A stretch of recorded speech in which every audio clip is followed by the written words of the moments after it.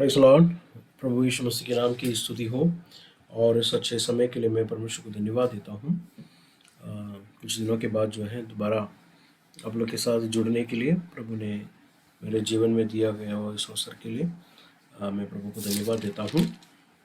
हम लोग जो है यूहन्ना का सुसमाचार 13 अध्याय उसका 31 से जो हम देख रहे थे और आप लोग को याद होगा 13 अध्याय से जो है यीशु मसीह विशेष तौर से अपने चेलों के साथ अंतिम दिनों में बिताता हुआ घटना है 13 से लेके 17 तक प्राइवेट मिनिस्ट्री कर हम लोग देखते हैं।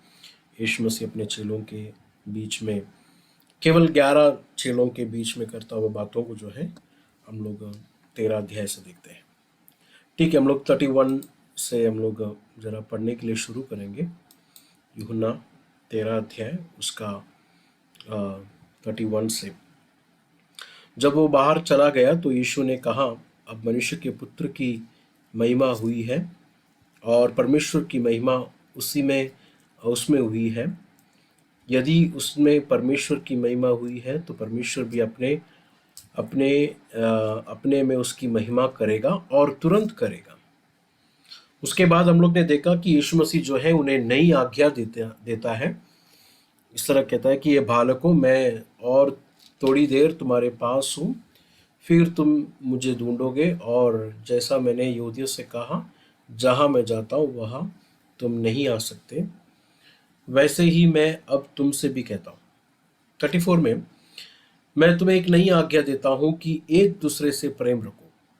जैसा मैंने तुमसे प्रेम रखा है वैसा ही तुम भी एक दूसरे से प्रेम रखो। हमने लास्ट क्लास जो पिछले हफ्ते हमने जब किए थे, हमने ये देखे थे कि यीशु मसीह जो है अपने कलीसिया को नई आज्ञा, न्यू कमांडमेंट देता है। एक दूसरे से प्रेम रखो, ये नई आज्ञा नहीं है। It's not a new command, love one another.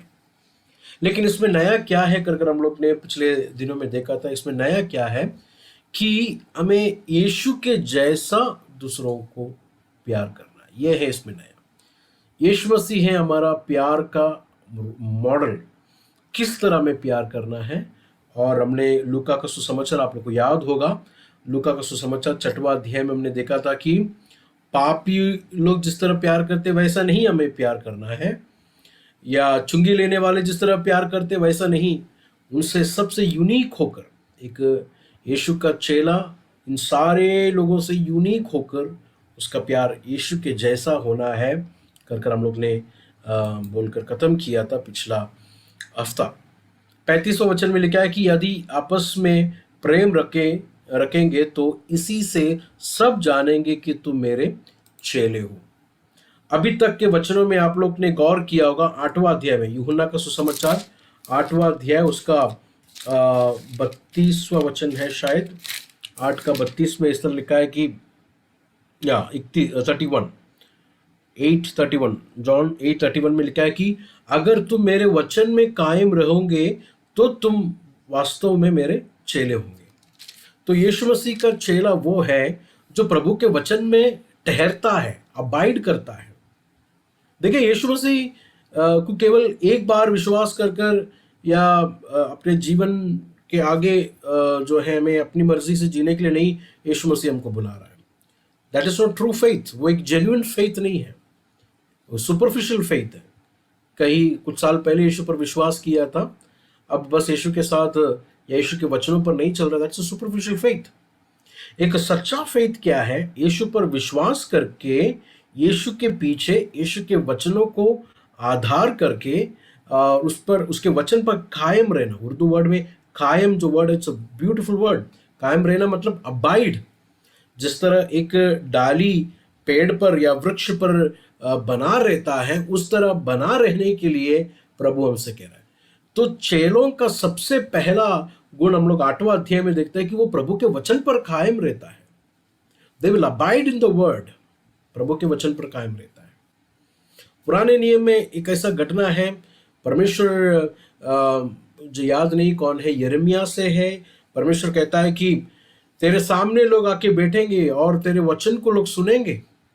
They will hear the word. और लोग बड़े प्यास के साथ भी आकर बोलेंगे कि ये प्रभु का वचन है, कितना मधुर है इसके मुंह से निकलता हुआ वचन। लेकिन आखिर में ऐसा लिखा है, परमेश्वर कहता है कि ये लोग आके बैठेंगे लेकिन they will not do what I से, वो लोग नहीं करेंगे जो मैं उनसे कहता हूं। तो मेरे प्रियजनों, प्रभु का वचन को सुनना खाली नहीं, प्रभु का वचन को मानने की भी जरूरत है। मैं कभी कभी सोचता हूं कि हम लोग जिस तरह आईने को देता हुआ इज्जत अगर प्रभु का वचन को देते तो कितना हमारा जीवन में बदलावट आ जाता था। आईना को अगर आप आईने के सामने जाकर खड़ा, आईना आपको बोलेगा यो इधर प्रॉब्लम है, कुछ तो प्रॉब्लम है, आप क्या करेंगे? ठीक है कल देखेगा, ऐसे नहीं बोलेंगे। हम क्या करते हैं? तुरंत तुरंत उसी वक्त, कोई भी आपको बताने की जरूरत नहीं, हाथ चले जाता है उधर, साफ कर देते हैं कि नहीं? प्रभु का वचन प्रॉपर आईना है जो हमारा स्वस्थ, हमारा हेल्थ को बताता है, हमारा स्पिरिचुअल हेल्थ को बताता है। देख बेटा, यहां पर तेरा समस्या है, यहां पर तुझे सही करना होगा। लेकिन हम क्या करते हैं? बाद में रखते हैं, बाद में रखते हैं। We are not ready to obey at that very moment. उस वक्त ही हम लोग तैयार नहीं होते प्रभु के वचन को मानने के लिए। मेरे प्रियजनों, हम क्लास में आगे बढ़ने से पहले मैं आप लोग से एक बात कहना चाहता हूं।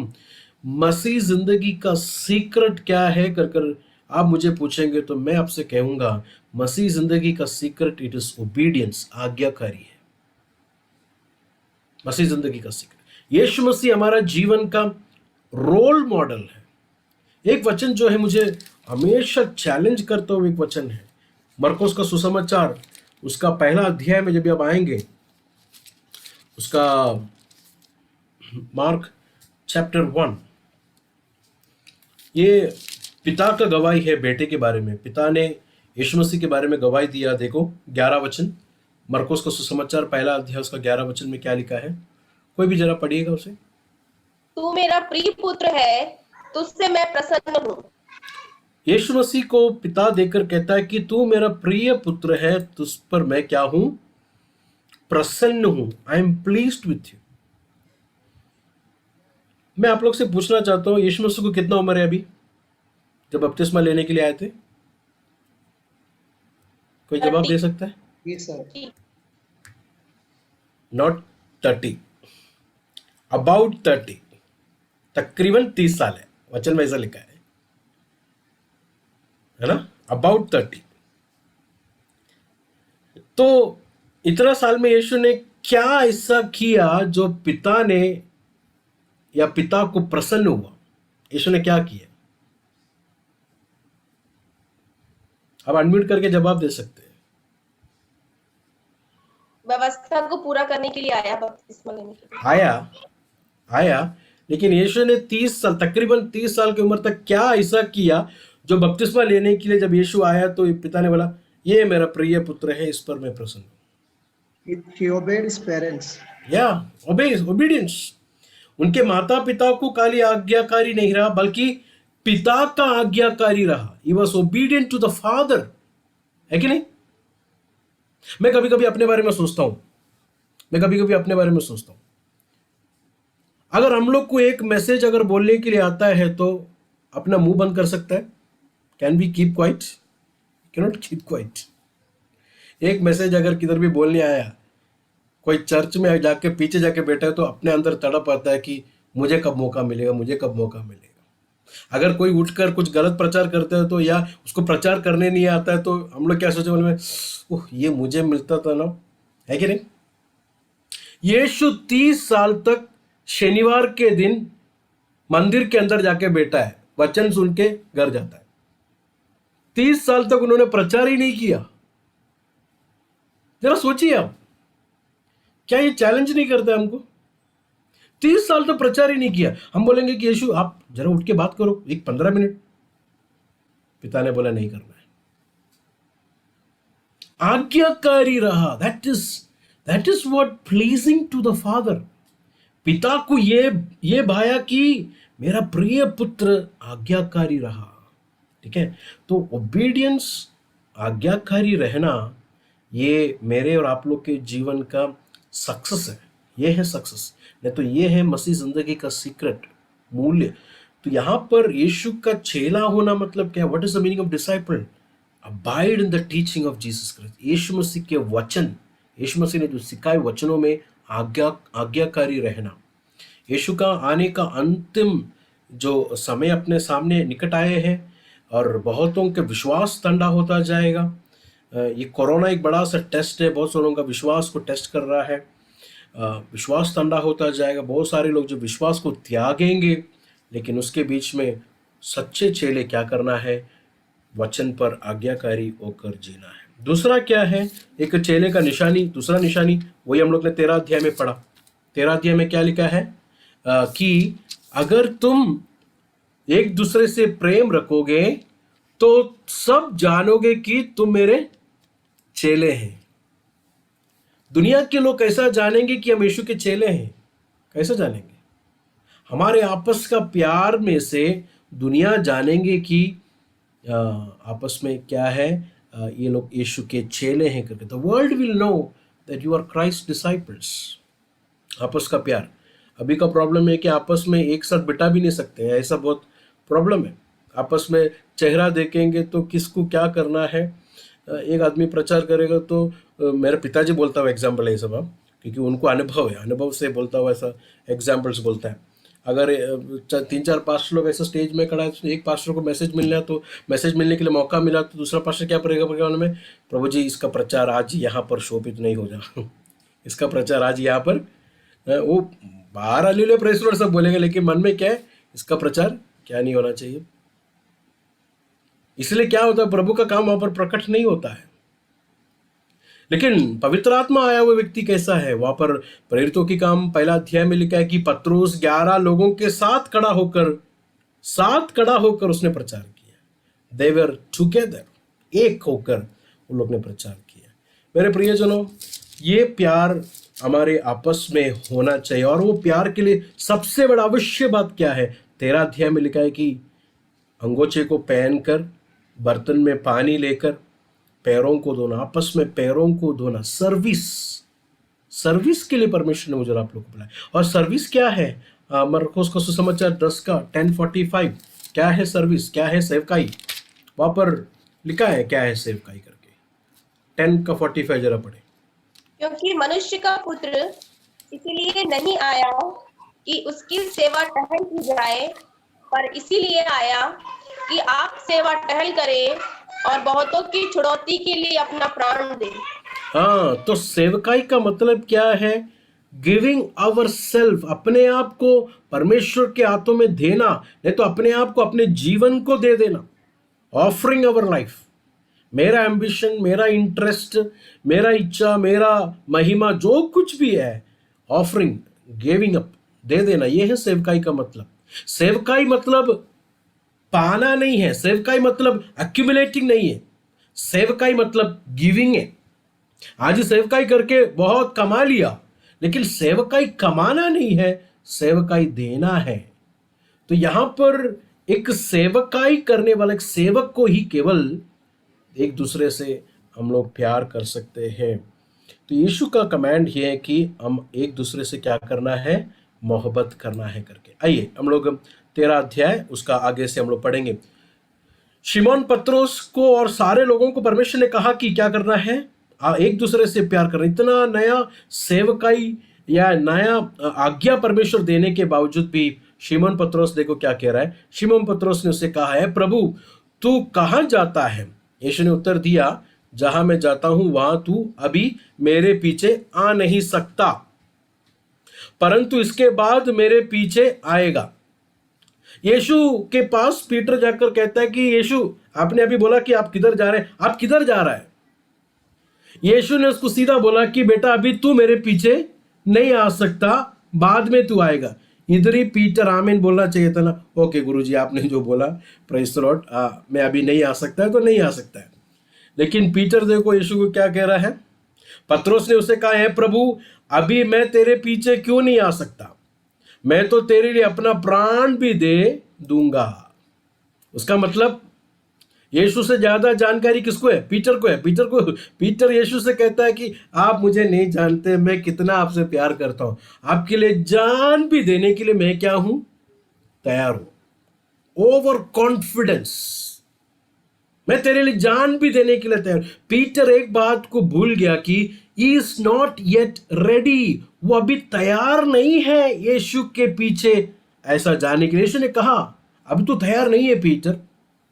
कितना बार हम तैयार होने से पहले हम उतर निकल गए, तैयार होने से पहले हमने तैयार हो प्रभु के लिए कुछ करने के लिए तैयार हो गए। नहीं, एक तैयारी की जरूरत है, एक समझने की जरूरत है। पीटर अभी तैयार नहीं यीशु के पीछे ट्रूली फॉलो करने के लिए। पीटर को यह बात समझा नहीं, और हमें पता है कि क्या हुआ उसके बाद। पतरस ने यीशु के बात को बिना मानकर यीशु के पीछे पीछे चला गया। इसके लिए बहुत बड़ा सा दुख में और दर्द में उसे जाना पड़ा कर हमें बाद में पता है। तो पीटर अभी रेडी नहीं है, लेकिन पीटर बाद में रेडी होएगा। वो 21वां अध्याय में हम लोग पढ़ेंगे तो यीशु उसको रेडी करता है कर हम लोग देखते हैं। हम लोग आगे के क्लासेस में देखेंगे 21वां अध्याय में पीटर को परमेश्वर जो है बाहर लेके आता है। पीटर को कहता है कि तू अब मेरे पीछे हो ले, फॉलो मी, तू अब तैयार है मेरे पीछे आने के लिए, लेकिन अब तू तैयार नहीं है। तो पीटर से परमेश्वर क्या कहता है? यीशु ने उसे उत्तर दिया, क्या तू मेरे लिए अपना प्राण देगा? मैं तुझसे सच सच कहता हूं कि मुर्गा बांग ना देगा जब तक तू 3 बार मेरा इनकार ना कर लेगा। अभी दूसरा हादसा, दूसरा एक shocking news. First shocking news क्या है? यीशु उनसे कह रहा है कि मैं तुम्हें छोड़कर जा रहा हूं, और जहां पर मैं जाता तुम मेरे पीछे नहीं आ सकते।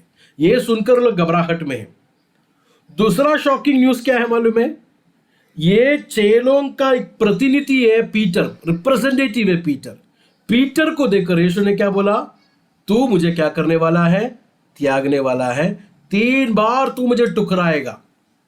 3 बार, मुर्गा बांग देने से पहले 3 बार तू मुझे टुकराएगा। एक बुक में मैंने ऐसा पढ़ा था, मुर्गा किधर भी बांग देता है पीटर रोना शुरू हो जाता है, क्योंकि पीटर को खाली पता है ये बांगने का मतलब क्या है। तो परमेश्वर ने कहा कि तू मेरे पीछे अभी मत आ, you are not ready yet. मेरे प्रियजनों, प्रभु के लिए अगर हमको कुछ करना है तो परमेश्वर हमें तैयार करने दो। हमें तैयार करने के बाद परमेश्वर का समय पर वो अपने कार्य हमारे जीवन से करेंगे। उसके पहले मैं और आप लोग प्रभु के लिए कुछ नहीं करना है। We need to get ready by our Lord. यीशु मसीह जब वो जी उठने के बाद अपने चेलों को क्या बोला? तुम पहले किधर जाना? यरूशलेम में जाकर बाट जोना, wait for the Holy Spirit. आत्मा के लिए तुम वहां पर वेट करना, वहां पर इंतजार करना। जब आत्मा आएगा, आत्मा तुम्हें लेके जाएगा। इसी तरह परमेश्वर के लिए जाने से पहले, परमेश्वर के पीछे सूली उठाकर जाने से पहले we need to wait for the Lord. परमेश्वर हमें तैयार करे, परमेश्वर हमें कामिल बनाए। Let him make us and then we will move forward. तो मेरे प्रियजनों, मैं ऐसे घटना को मेरे मिनिस्ट्री में ऐसे याद करता हूं। मैं नाम नहीं लूंगा। हमारे इंडिया में बहुत ही एक फेमस एक प्रचारक है, बहुत ही नौजवान था तब। वो प्रभु के सेवकाई में जब ये आया तो मेरे पिताजी ने उससे कहा कि वो हमारे चर्च में आए थे, बहुत ही बेहतरीन प्रचार है, उसका प्रचार सुनेंगे तो ऐसा नहीं लगेंगे, बहुत ही मैच्योर जैसा लगता है, बहुत ही बेहतरीन servant of the Lord, Hindu मार्ग से आया है। लेकिन पिताजी ने उनके लिए प्रार्थना करके कहा कि तू वो एक फ्रूट दिखाया, हमारे इधर केरला में होता है जैक फ्रूट होता है, वो पूरा पकने के बाद, फणस, मराठी में फणस बोलते हैं, काटेंगे तो अच्छा रहेगा, नहीं तो पकने के पहले काटेंगे तो वो कच्चा अच्छा नहीं रहता है। अब तेरे अंदर बीज है, तेरे अंदर प्रभु ने वचन को दिया, लेकिन वो पक्का नहीं हुआ है, वो पूरा कच्चा है, वो टेस्ट नहीं रहेगा। इसलिए इसको अभी काट मत, उसको पक्का होने दे। पक्का होने के बाद ही इसे तू सेवकाई में उतरना करके। इसे बहुत पहले परमेश्वर के आत्मा ने प्रभु के दास के जरिए से बताया, लेकिन उसने नहीं सुना। लेकिन उसके जीवन में नहीं सुनने के कारण पराजय आ गया। उसने सोचा कि उसके अंदर बीज है, ये काफी है उतर के प्रभु का सेवकाई करने के लिए। नहीं, प्रभु अगर किसी को सेवकाई करने से पहले, सेवकाई देने से पहले, सेवकाई में उतरने से पहले, he will make him, he will train him. पौलुस देखे, पौलुस जैसे ही अनन्यास ने उसको बपतिस्मा दिया, प्रचार करना शुरू हो गया। मालूम है, अनन्यास ने जैसे ही पौलुस को बपतिस्मा दिया, तुरंत वो प्रचार करना शुरू किया। लेकिन वो प्रचार से कलीसिया को शांति नहीं मिला, शांति चला गया। पढ़ा है आपने कभी? प्रेरितों के काम में जरा आए, प्रेरितों के काम 8वां अध्याय, सॉरी क्या 9वां अध्याय, प्रेरितों के काम 9वां अध्याय,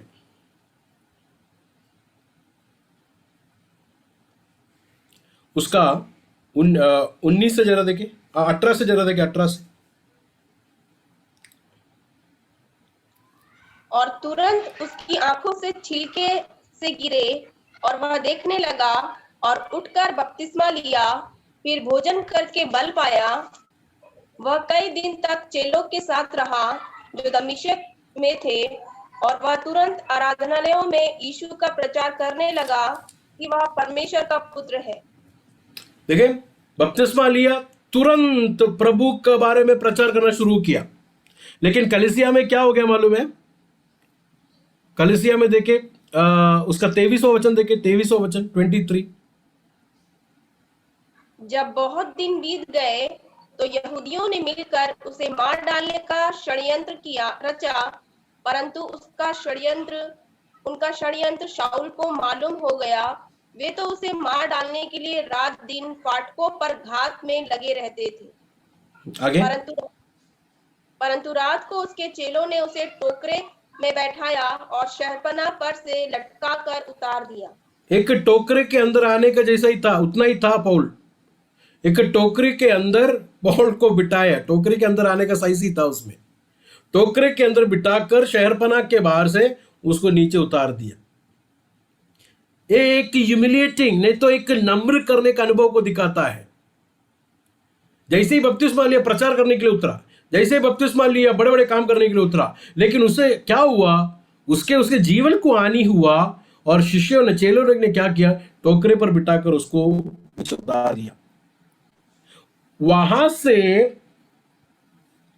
वहां से परमेश्वर के दास को, पौलुस को क्या किया? देखे 30वां वचन, देखे 30वां वचन। यह जानकर भाई उसे कैसरिया ले आए और तरसुस को भेज दिया। पौलुस को किधर भेज दिया? तरसुस को भेज दिया। ये भेजने के बाद उसका 31 देखे, 31 कनेक्शन है, 31 वचन देखे। इस प्रकार सारे यहूदिया और गलील और सामरिया में कलीसिया को चैन मिला, और कलीसिया को चैन मिला। किस कारण? क्योंकि पौल को किधर भेज दिया? तरसुस में भेज दिया, क्योंकि अभी रेडी नहीं है प्रचार करने के लिए।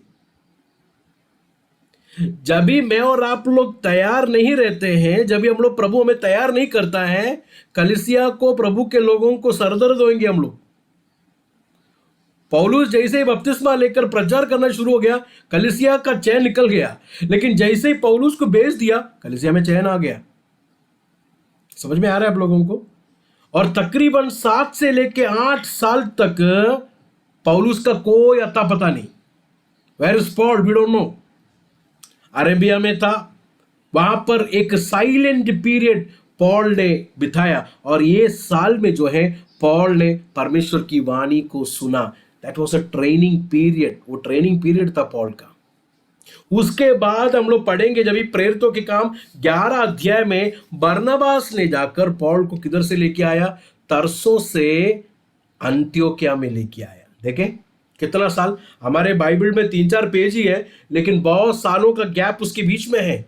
इतना साल के बाद पॉल दोबारा आया, फिर वहां से उन्होंने मिशनरी का यात्रा शुरू किया। अपना मोसेस का जीवन को देखे। मोसेस का जीवन, सेवकाई में उतरने से पहले 40 साल किसको चलाया? भेड़ों को चलाया।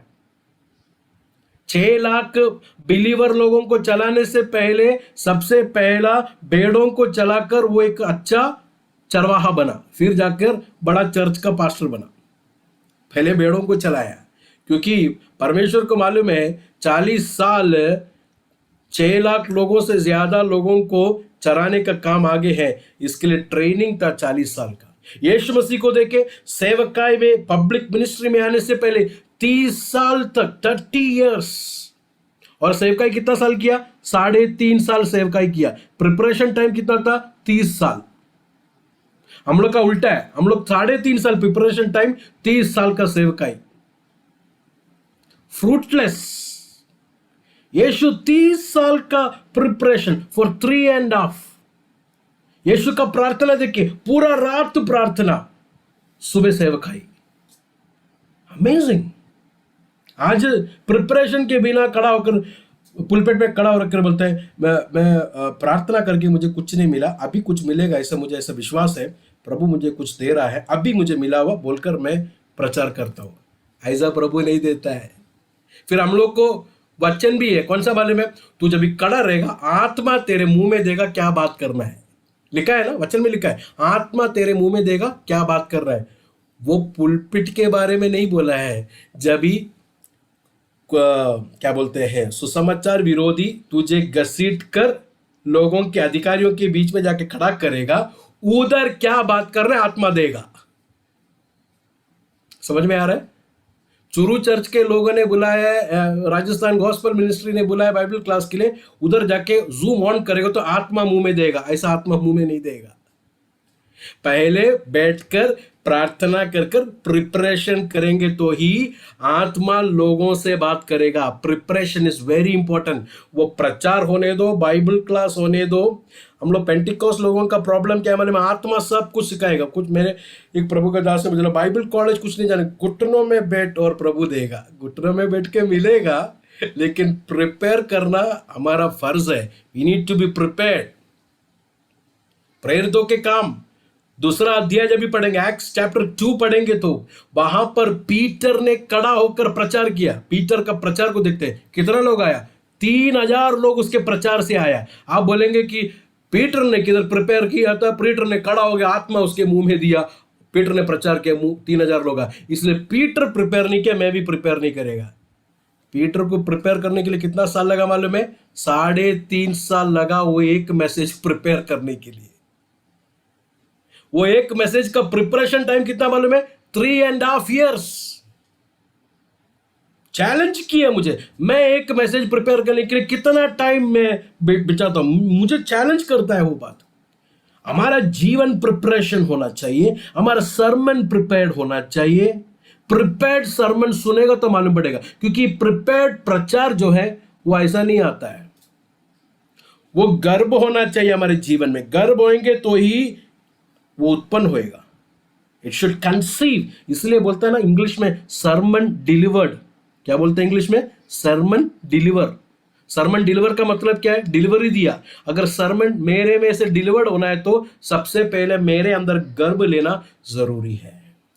तो यहां पर पीटर को परमेश्वर कह रहा है कि पीटर अभी तू प्रिपेयर नहीं है, मैं तुझे प्रिपेयर करूंगा तब तू मेरे पीछे आ सकता है। पीटर ने ओवर कॉन्फिडेंस से बोला कि नहीं मैं तेरे पीछे आऊंगा। परमेश्वर ने बोला कि तू मुझे 3 बार ठुकरा देने वाला है करके। तो आप लोग अभी देखें वो रूम का अवस्था जरा देखिए। रूम में बैठे हैं भोजन के लिए। यीशु कहा कि यीशु छोड़ के जाने वाला है।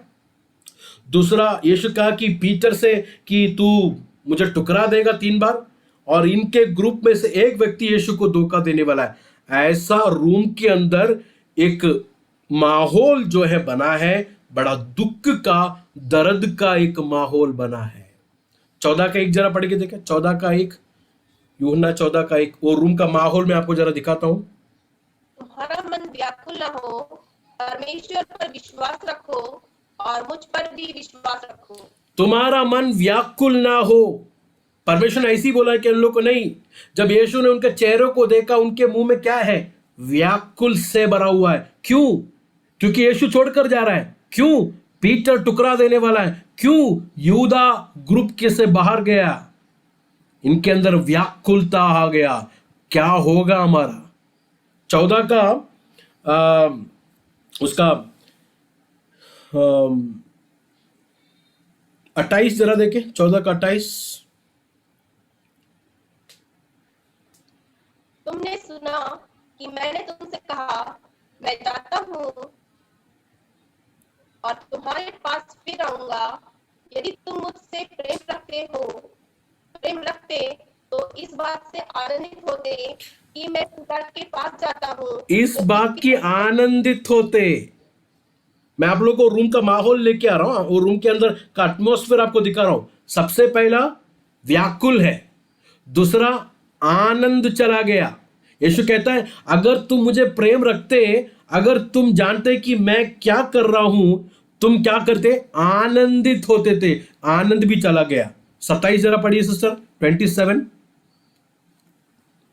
मैं तुम्हें शांति दिए जाता हूँ, अपनी शांति तुम्हें देता हूँ, जैसा संसार देता है मैं तुम्हें नहीं देता।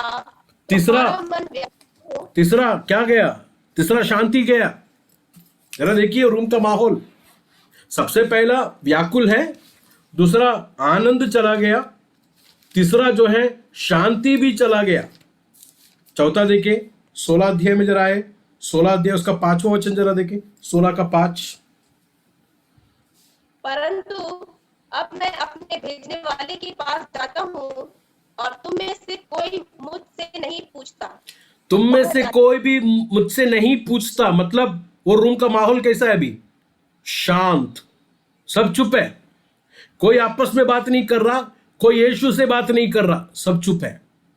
अगला 16 का 20 जरा देखें, 16 का 20। मैं तुमसे सच सच कहता हूँ कि तुम रोगे और विलाप करोगे, परंतु संसार आनंद करेगा। रोना और विलाप से भरा हुआ है। देखिए सब लोग ये जरा मिलाकर उसको सबको पढ़कर जरा देखे। व्याकुल है, शांति नहीं है, आनंद चला गया, यीशु से बात नहीं कर रहा, आपस में भी बात नहीं कर रहा, शांत है। पांचवा विलाप कर रहा है। ऐसा दुख से बैठा हुआ ये चेलों को यीशु मसीह क्या बोलकर उनको आश्वासन देगा, क्या बोलकर उनको तसल्ली देगा? आप लोग को समझ में आ रहा है उस रूम का माहौल कितना गंभीर है? ये विषय इनके अंदर डर आया हुआ है, और इनका अंदर का डर जो है आप मैं प्रचार करके समझा नहीं सकता। आप लोग खुद पढ़ के देखे, 20वां अध्याय में आएंगे तो उनका अंदर का डर देखे। 20वां अध्याय उसका 19वां वचन देखे। जब चेलों ने क्या किया, उस दिन शाम को दरवाजा बंद करके यहूदियों के डर से दरवाजा बंद कर दिया। क्यों? क्योंकि उनको पता है अभी यीशु को ये यहूदियों ने मार दिया है, ऐसा ही एक एक करके इनके चेलों को भी यहूदी क्या करेंगे? खत्म कर देंगे।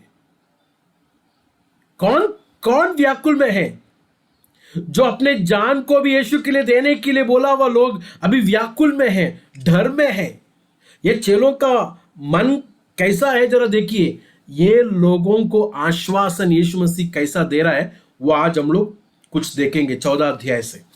यीशु मसीह ऐसे दिल टूटा हुआ, मन व्याकुल है, शांति चला गया, आनंद चला गया, यीशु से बात नहीं कर रहा है, कोई चीज का मन नहीं है अभी, कल क्या होगा पता नहीं, शायद मौत भी हो सकता है। डर के साथ व्याकुल में रहने वाले को यीशु देता हुआ आश्वासन है। आज मैं आप लोग से कुछ देर बात करने के लिए जा रहा हूं। यीशु 14 अध्याय से जो बोलता हुआ बात जो है, इट्स वेरी ब्यूटीफुल। यीशु देखिए किस तरह उनको आश्वासन देता है। सबसे पहले 1 से लेके 14 का 1 से लेके 4 जो है, यीशु उनसे कहता है कि तुम्हें एक घर बनाने के लिए मैं जा रहा हूं। ठीक है, 1 से लेके 4 में यीशु उनको वादा करता है कि मैं तुम्हारे लिए घर बनाने के लिए जा रहा हूं। 5 से लेके 10 तक जो है, यीशु मसीह उनसे कहता है कि तुम पिता को जानते हैं, पिता तुम्हारे साथ है क्योंकि तुम मुझे जानते हो। 15 से लेके 26 तक पढ़ेंगे तो तुम अकेला नहीं है, मैं अपनी आत्मा को तुम्हें देकर जा रहा हूं। देखिए, मैं तुम्हारे लिए जगह तैयार करने के लिए जा रहा हूं। तुम पिता को जानते हो, तुम मुझे जानते हो, मैं आत्मा को भेजूंगा, तुम्हें कभी अनाथ कर कर नहीं छोड़ूंगा कर कर बोलकर ऐसे वचनों से व्याकुल हो गए वे विश्वासियों को परमेश्वर शक्ति और सामर्थ देकर उनको तसल्ली देता है। आजकल के सारे लोग नहीं, सारे प्रीचर्स लोग नहीं, आजकल के प्रचार कर लोग के हाथ में ये चेले लोगों को मिलेंगे तो उन लोग कैसा ये लोगों को तसल्ली देंगे? 1 मिनट के लिए जरा सोचो, उन लोग कैसा देंगे ये लोगों को तसल्ली? क्या होप देकर, क्या उम्मीद देकर उनको तसल्ली देंगे? Praise the Lord. यीशु मसीह ने किस तरह तसल्ली दिया? बड़ा चैलेंजिंग है। सबसे पहला 14 अध्याय में जरा आए, 14 अध्याय उसका पहला वचन से हम लोग देखे यीशु मसीह ने किस तरह जो है इनको तसल्ली दिया। सबसे पहला यीशु उनसे क्या कहता है, देखे, तुम्हारा मन व्याकुल ना हो, परमेश्वर पर विश्वास रखो और मुझ पर भी विश्वास रखो। ये थोड़ा कंफ्यूजिंग स्टेटमेंट है। परमेश्वर पर विश्वास रखो और मुझ पर भी विश्वास रखो। अभी तक क्लास में आप आए हैं, आपने देखा है कि परमेश्वर पर विश्वास करने का मतलब यीशु पर विश्वास करना है, क्योंकि परमेश्वर पिता और पुत्र तुल्य है। दोनों पर, दो डिस्टिंक्ट पर्सन पर हमें विश्वास करना है। दुनिया के, संसार के तमाम लोग परमेश्वर पर विश्वास करते, इवन नास्तिक भी, जो परमेश्वर नहीं है करके बोलने वाला भी परमेश्वर पर विश्वास करता है। वो बताता नहीं, वो अलग बात है, लेकिन दिल के अंदर वो विश्वास करता है। परमेश्वर पर सारे लोग विश्वास करते, लेकिन यीशु ने यहां पर क्या कहा, परमेश्वर पर भी विश्वास रखो और मुझ पर भी विश्वास रखो। यह है मसीह जिंदगी को, क्रिश्चियन फेथ को अलग करता हुआ। हमें दो परमेश्वर नहीं है, हमें एक ही परमेश्वर है, लेकिन उस एक ही परमेश्वर में टू डिस्टिंक्ट पर्सन्स हैं। पिता ने बेटे को इस धरती पर भेजा, बेटा इस धरती पर आकर इंसान के उद्धार के लिए, इंसान को पापों से छुड़ाने के लिए आया। उस पिता पर भी, इस धरती पर उद्धार देने के लिए आए हुए उस बेटे पर भी विश्वास रखो कर कर यीशु इन चेलों से कहता है। और अगला पद देखें, मेरा पिता के घर में बहुत से रहने का स्थान है, यदि ना होते तो मैं तुमसे कह देता। यह वचन कितना सुंदर है। यीशु मसीह ने ऐसा कोई भी बात हमसे नहीं कहा है जो नहीं है। जो कुछ भी है उन्होंने सब कुछ हमें वास्तव में बताया है। Praise the Lord. पिछले कुछ दिनों में यहाँ पर जो है वोट का सीजन था, इसलिए मैं मीटिंग में भी नहीं आ पाया। सुबह 7 बजे शुरू हो जाता है, बड़ा जीप में स्पीकर को लेके आकर जो है एक एक नेताओं के बारे में बड़ा चढ़ाकर बोलते हैं। एक नेता के बारे में बोलता है कि दूसरा कोई भी तुम लोग को नहीं जानता है, यही आदमी तुम लोग को जानता है। दूसरा कोई नहीं जानता है, ये गांव के लोगों को खाली यही आदमी जानता है, और यही आदमी आपका सब बात को सही करेगा। सुबह और शाम को यही सुनता है। एक का सुन के खत्म हो जाएगा तो दूसरा पीछे आता है, वो भी कम नहीं बोलते, वो भी उसके बारे में बड़ा चढ़ाव कर बोलता है। सुनने वाला हम लोग को पता है इसमें कुछ भी सही नहीं है, लेकिन हम लोग को सुनना पड़ता है। कान के नीचे बड़ा स्पीकर आके सुनना ही पड़ेगा ना। ऐसा एक पॉलिटिशियन वादा करता हुआ एक वादा जैसा नहीं है यहाँ पर, ऐसा नहीं लेना। यीशु कहता है कि अगर नहीं होता मैं तुमसे कहता है, इसलिए मैं तुमसे कह रहा हूं। आज सुबह के दिन वचन को सुनने वाले मेरे प्रियजनों, यीशु मसीह ने जो कुछ भी हमसे वादा किया है वो है, इसलिए पूरी तरह हम लोग उस पर विश्वास कर सकते हैं। एक पॉलिटिशियन के जैसा नहीं, एक नेता के जैसा नहीं। हमारे घर के सामने एक रोड खराब है, कम से कम 18-20 साल से कितना नेता लोग है, कितना लोग ने, हम लोग सबको बोला, आसपास के लोग सबको बोला है। सब लोग ने क्या बोला मालूम है, मुझे वोट दो, मैं सब कुछ सही करके देगा। आज 18 साल हो गया, कोई भी सही करके नहीं दिया। ऐसा एक पॉलिटिशियन नहीं है जो बोलकर अरे मेरे से नहीं हो गया। नो नो नो, यीशु कहता है अगर बोला है, मैंने अगर ये बोला है उसका मतलब है, अगर नहीं होता तो मैं तुमसे कह देता। Praise the Lord. अगर नहीं होता तो मैं तुमसे कहता, क्योंकि मैं तुम्हारे लिए जगह तैयार करने जाता हूं। देखिए, आप लोग ने गौर से देखा, जगह बनाने के लिए जाता हूं करके नहीं, बल्कि क्या है, जगह तैयार करने के लिए जाता हूं। बनाने के लिए जाता हूं और तैयार में फर्क है। अभी आप में से किस में अगर उधर आया, आप लोग के एरिया में, अब आप बोलेंगे हमारे घर में एक दिन आप रुकिए, मैं आप लोग के बात को सुनकर आपके घर में आया। आप ऐसा नहीं बोलेंगे, ब्रदर आपके लिए हम लोग ने वो बेडरूम नया बनाया है। नहीं, बनाया वो बेडरूम ऑलरेडी है, लेकिन आपके लिए हमने क्या कर दिया, उस बेडरूम को तैयार किया है। बना है, घर बना है, लेकिन उसको तैयार करने के लिए जा रहा हूं। तो ये स्वर्ग स्थान को बताता है, लेकिन आने वाला स्वर्ग को खाली नहीं, बल्कि इस वक्त प्रभु घर को तैयार किया है विश्वासियों के लिए। उसका देखें 23वां वचन, 14 का 23वां वचन देखें, 14:23। यीशु ने उनको उत्तर दिया, यदि कोई मुझसे प्रेम रखेगा तो वह मेरे वचन को मानेगा और मेरा पिता उससे प्रेम रखेगा और हम उसके पास आएंगे और उसके साथ वास करेंगे।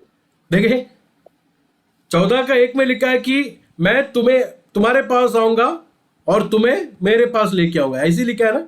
देखिए तीसरा वचन 14 का 3, और यदि मैं जाकर तुम्हारे लिए जगह तैयार करूं तो फिर आकर तुम्हें अपने यहां ले आ जाऊंगा। ये कब हो रहेगा, कब होगा? ये आखिरी दिन में होने वाला बात है, ये भविष्य में होने वाला बात है। लेकिन अभी इस वक्त एट प्रेजेंट यीशु मसीह क्या कर रहा है? यीशु कह रहा है कि मैं मरकर जी उठकर पिता के पास जाऊंगा, पिता के पास जाकर आत्मा को तुम्हें भेजकर पिता और मैं तुम्हारे पास आकर क्या करेंगे? वास करेंगे। तो जगह तैयार करने वाला है, इसका मतलब ये खाली नहीं होने वाला, भविष्य में होने वाला बात खाली नहीं, बल्कि एट प्रेजेंट परमेश्वर ने अपना जगह को जो है विश्वासियों के बीच में, प्रभु के लोगों के बीच में, एक विश्वासी के दिल में तैयार किया है। क्या आपका जीवन प्रभु का आले, प्रभु का रहने का घर हो गया है क्या मेरे प्रियजनों? क्या आपका दिल, आपका जीवन, आपका घर, आपका परिवार, आपका कलीसिया प्रभु का रहने का स्थान हो गया है क्या? क्या हम लोग खाली एक ही बात पर गाना गा रहे, एक ही बात पर प्रार्थना कर रहे हैं कि हम लोग स्वर्ग कब जाएंगे? स्वर्ग जाएंगे भविष्य में, लेकिन अभी क्या हो रहा है? अभी प्रभु अपने आत्मा में, प्रभु यीशु मसीह अपनी आत्मा के जरिए से हमारे अंदर वास कर रहा है। We have become the house of God. हम कलीसिया मिलकर प्रभु के घर बन गए हैं। यह अभी एट प्रेजेंट हुआ है। यह कैसा हुआ? ये कैसा हुआ मेरे प्रियजनों? यीशु का मरना, यीशु का गाड़ा जाना, यीशु के जी उठकर पिता के पास जाने के कारण मैं और आप लोग प्रभु के निवास स्थान बन गए। हालेलुया। इसलिए यीशु ने कहा, अगर तुम जानते कि मैं क्यों जा रहा हूं, तुम क्या होते? आनंदित होते। है कि नहीं? यीशु को लोग नहीं छोड़ रहे। यीशु को क्या करें? यीशु मसीह आप मत जाइए, प्लीज मत जाइए, आप हमारे साथ हमेशा रुकिए। लेकिन यीशु हमेशा उनके साथ रुकते तो कितना कितना खराब था, है कि नहीं? यीशु मसीह शारीरिक तौर से अगर अभी भी यरूशलेम में है तो हम लोग को कितना कौन जा सकता था यरूशलेम में यीशु मसीह को मिलने के लिए? It is impossible. यीशु मसीह सीमित थे, केवल यरूशलेम में थे, केवल इस्राएल के देश में ही वो घूमे थे। यीशु मसीह सीमित थे, लेकिन यीशु कह रहा है कि मेरे जाने से पवित्र आत्मा आएगा। पवित्र आत्मा आकर सीमित नहीं रहेंगे, लेकिन हर एक विश्वासी के अंदर मैं अपना निवास स्थान, I will make my home. इसलिए मेरा जाना तुम्हारे लिए क्या है? तुम्हारे लिए अच्छा है। अगर तुम मुझे मोहब्बत करते, तुम मुझे जानते कि मैं किसके लिए जा रहा हूं, तुम लोग आनंदित होते।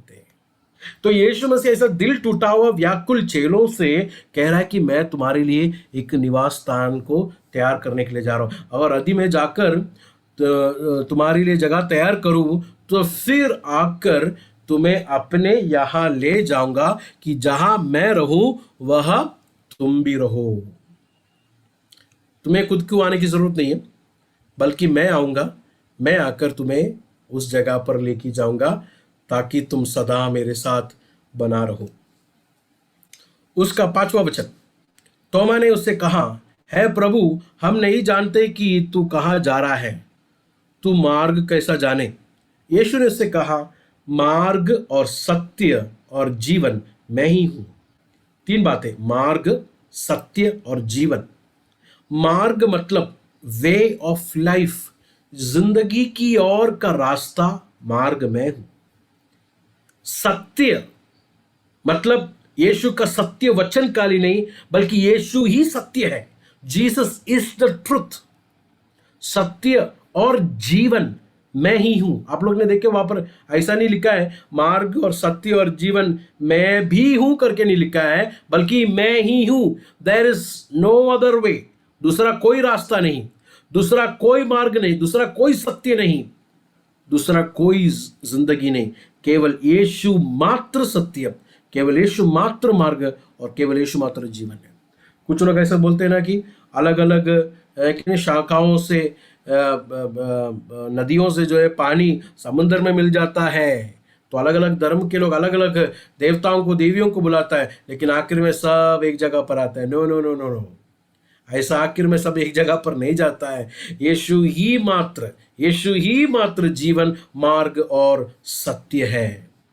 तो यहां पर तोमा का इस बात से परमेश्वर निराशा होकर उससे कहता है कि फिलिपोस ने उससे कहा, फिलिपोस ने उससे कहा है प्रभु पिता को हमें दिखा। तोमा नहीं, फिलिपोस है, प्रभु पिता को हमें दिखा दे, यही हमारे लिए बहुत है। यीशु ने फिलिपोस से कहा, मैं इतने दिन तुम्हारे साथ हूं और क्यों ना मुझे नहीं जानते? जिसने मुझे देखा है उसने पिता को देखा है।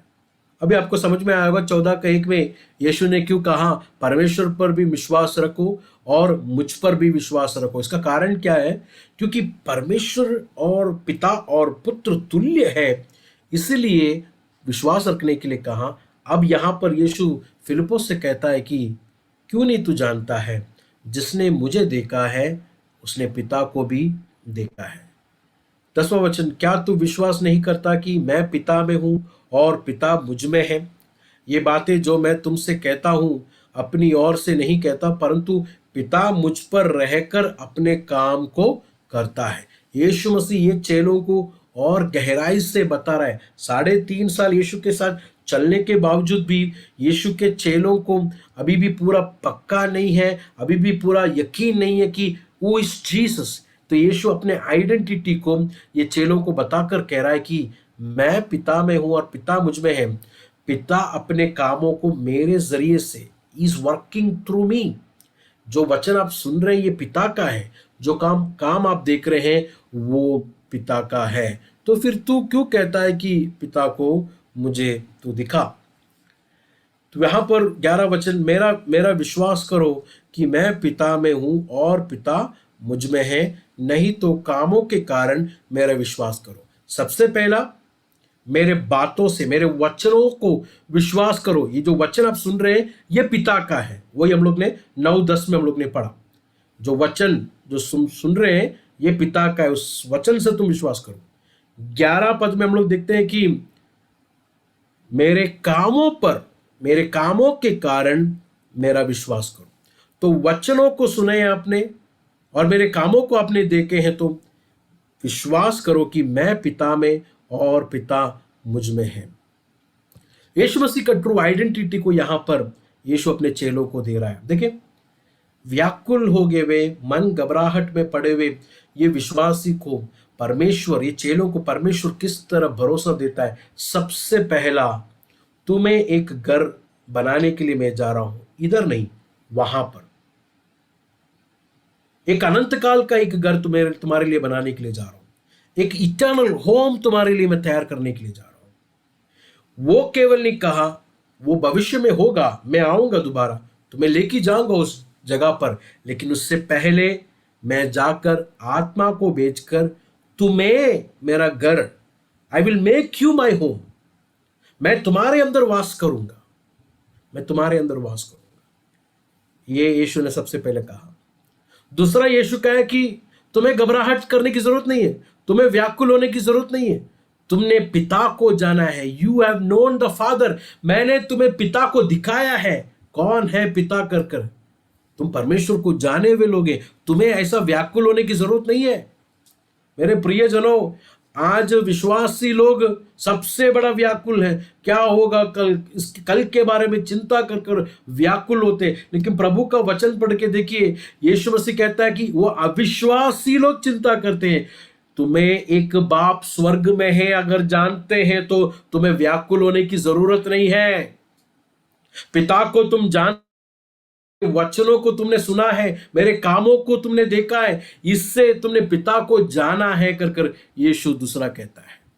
तीसरा, यीशु कहता है कि वो पिता के पास जाने का मार्ग मैं हूं, वो पिता को जानने का सत्य मैं हूं, वो पिता से मिलता हुआ जीवन मैं हूं मार्ग सत्य जीवन।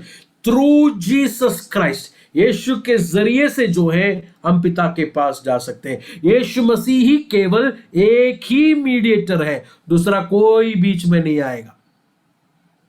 देखिए मेरे प्रियजनों, मरे हुए लोगों से हम लोग प्रार्थना नहीं करने। मैं बहुत सारे विश्वासी को जानता हूं जो पिता के कब्र के सामने जाकर ऐसा हाथ जोड़ के प्रार्थना करता है, माँ के कब्र के सामने जाकर प्रार्थना करता है।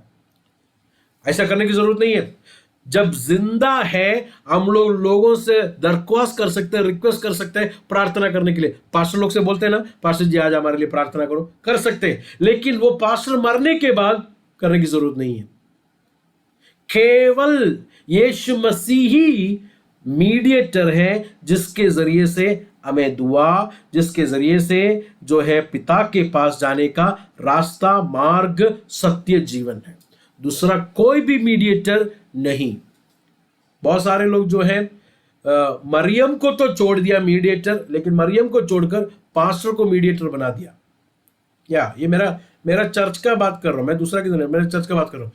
वो चर्च में आएंगे प्रेयर करने के लिए, बच्चे के लिए प्रार्थना करना, कौन सा स्कूल में एडमिशन लेना है जरा प्रार्थना करके देना। फिर पास्टर बैठ के ऐसा प्रार्थना, एक ब्लू कलर का यूनिफॉर्म दिख रहा है, फिर ये आदमी ब्लू कलर का यूनिफॉर्म ढूंढ के जाएगा पूरा एरिया में।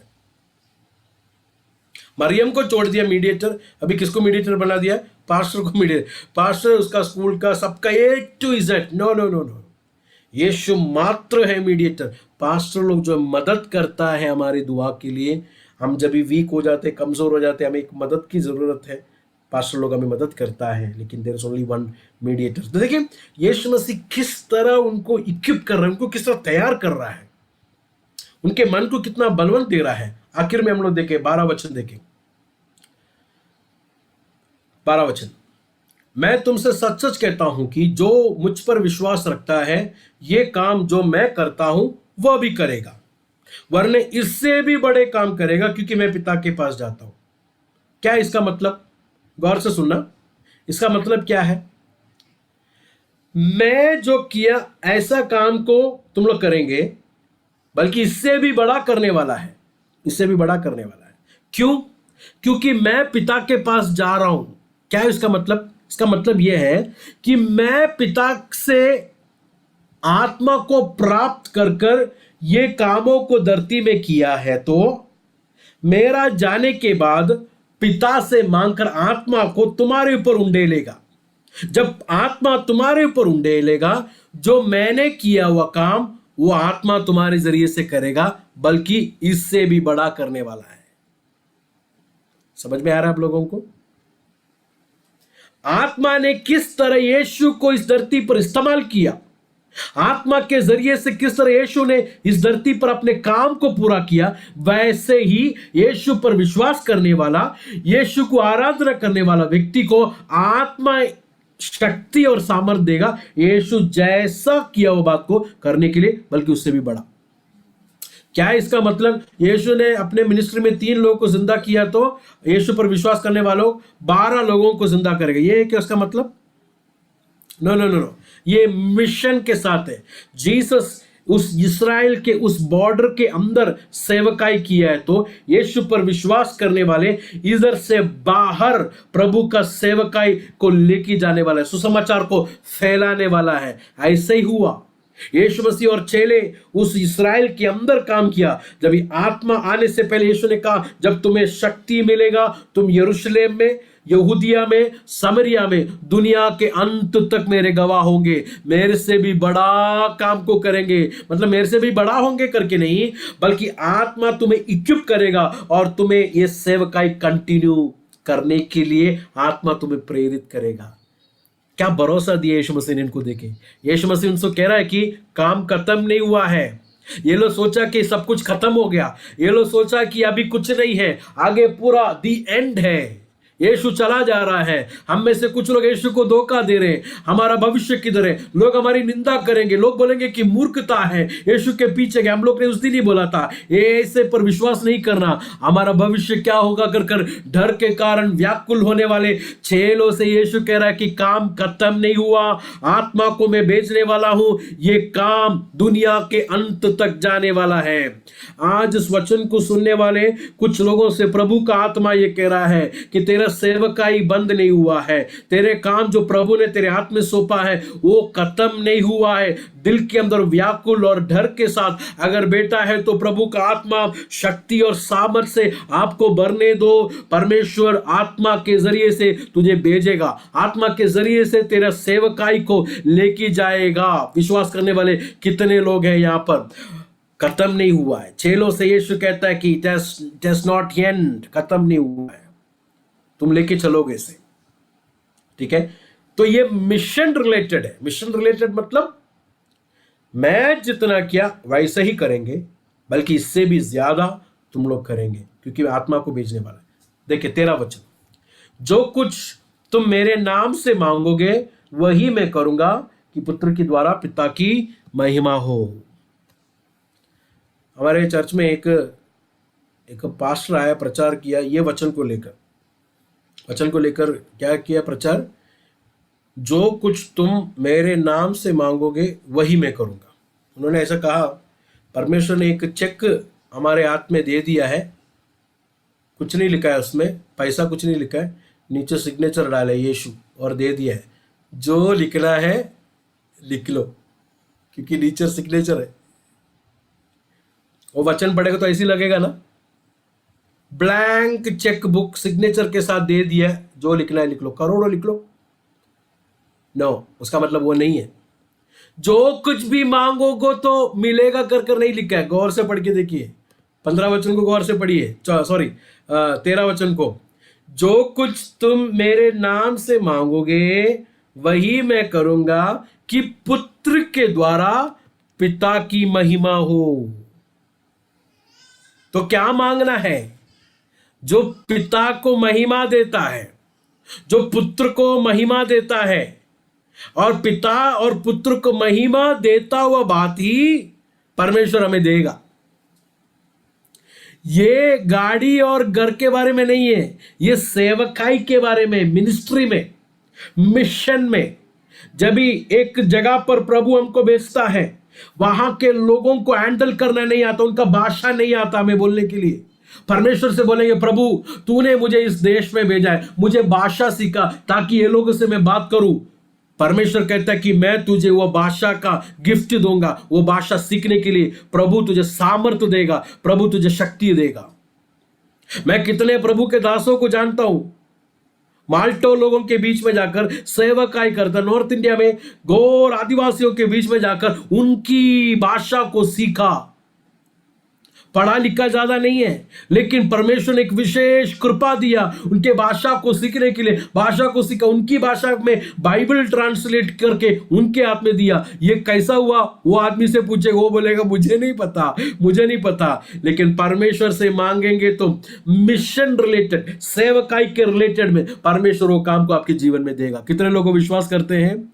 ये मेरे और आप लोग के सेल्फिश, मेरे और आप लोग के जीवन के स्वार्थ बातों को मांगने के बारे में नहीं है, साथ में जुड़ा है। देखिए, जो मुझ पर विश्वास करेगा वो मेरे से अधिक काम को करेगा। उसका तुरंत बाद यीशु कहता है, मांगो, जो कुछ भी तुम मांगोगे मैं तुम्हें दूंगा, ताकि पुत्र का महिमा हो, ताकि पिता का महिमा हो। ये किसके साथ जुड़ा हुआ है मालूम है?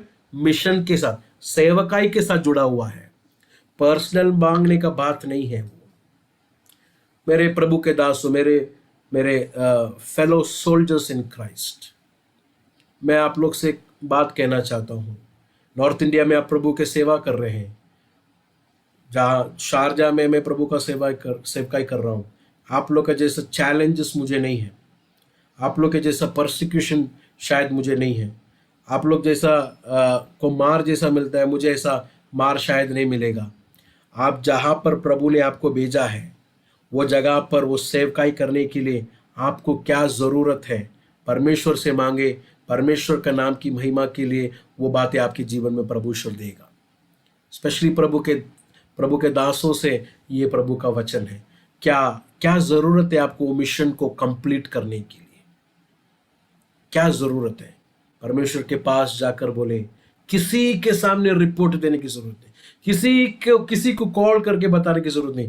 प्रभु जो है लोगों के दिलों में बात करेगा, प्रभु जो है लोगों के दिलों में डालेगा। मैं और आप लोग विश्वास होकर, मैं और आप लोग फेथफुल होकर, ईमानदार होकर, प्रभु we want to glorify your name, आपने हमें इस जगह पर भेजा है और यहाँ पर हम आपकी सेवकाई, आपकी नाम की महिमा लेके आना चाहता हूँ, हमें ये चीज की जरूरत है। गॉड विल डू दैट, परमेश्वर वो आपके हाथों में देगा। तो देखिए, हम लोग ने यहाँ पर 14 का 1 से लेकर 14 तक हम लोग ने देखा कि यीशु मसीह व्याकुल में पड़ा हुआ, परेशानी में और दुख में, दर्द में, शांति गया हुआ, आनंदित गया हुआ, ये लोगों को परमेश्वर किस तरह तसल्ली देता है। सबसे पहले यीशु कहता है कि मैं तुम्हारे लिए जगह तैयार करने के लिए जा रहा हूं। वो आने वाला बात है, लेकिन अभी वो जगह तैयार हमारे दिल में यीशु मसीह कर रहा है, हमारे दिलों को तैयार कर रहा है ताकि वो हमारे अंदर आकर वास करे। We have become the home, हम लोग परमेश्वर के घर बने हैं। दूसरा, यीशु कहता है कि तुम पिता को जानते हो क्योंकि मैं ही हूं मार्ग, मैं ही हूं सत्य, मैं हूं जीवन, मैं ही तुम्हें पिता के पास लेके जाता हूं, तुम पिता को जानते हो। तीसरा, परमेश्वर कहता है कि तुम मुझे जानते हो क्योंकि मैं पिता में हूं, मैं पिता में और पिता मुझ में है, मेरे कामों को, मेरे वचनों को तुमने देखा है।